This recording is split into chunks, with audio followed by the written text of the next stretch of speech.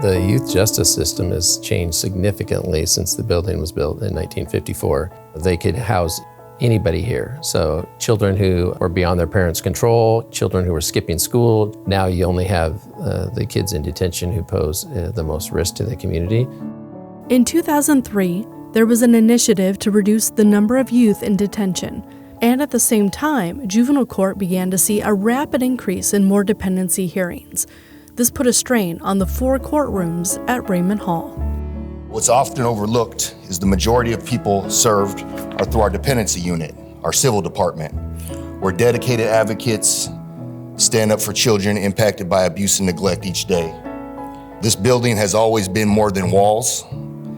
It's a place where a community of people convene to protect and support children and families. When my grandson was arrested, we didn't know what to expect. A shout out to the staff here at Remann Hall because they have been exceptional. We advocate for abused and neglected children to get into safe, permanent homes. We partner with families and young people to get connected to school. Most of the young people coming in have significant trauma, domestic violence, physical, sexual abuse, neglect, parents in prison. You know, they're overcoming some real challenges. On the delinquency side or the juvenile offender side, we see youth generally from the ages of 12 to 17.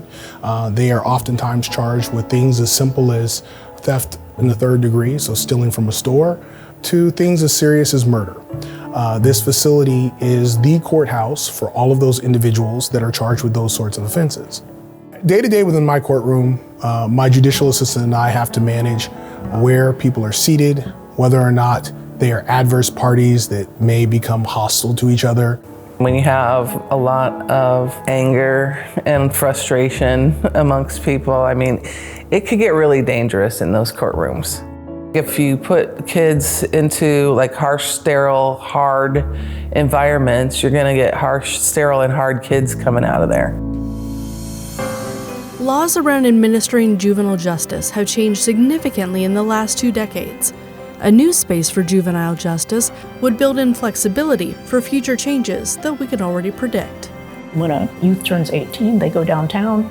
There are no services available. We don't have programs for young adults.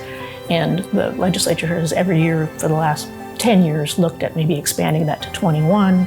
They need face-to-face interactions or person-to-person interactions. They need certain spaces that are conducive to, one, their education, conducive to being able to sit down and have a conversation. When we're in this space, it is what it is.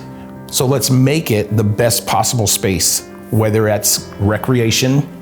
You can't keep a kid locked up all the time. Time is tight, money is tight, resources are tight, and we have to choose between certain things. But I think that Remann Hall and our facilities here are something of critical importance to kids and families all over our county.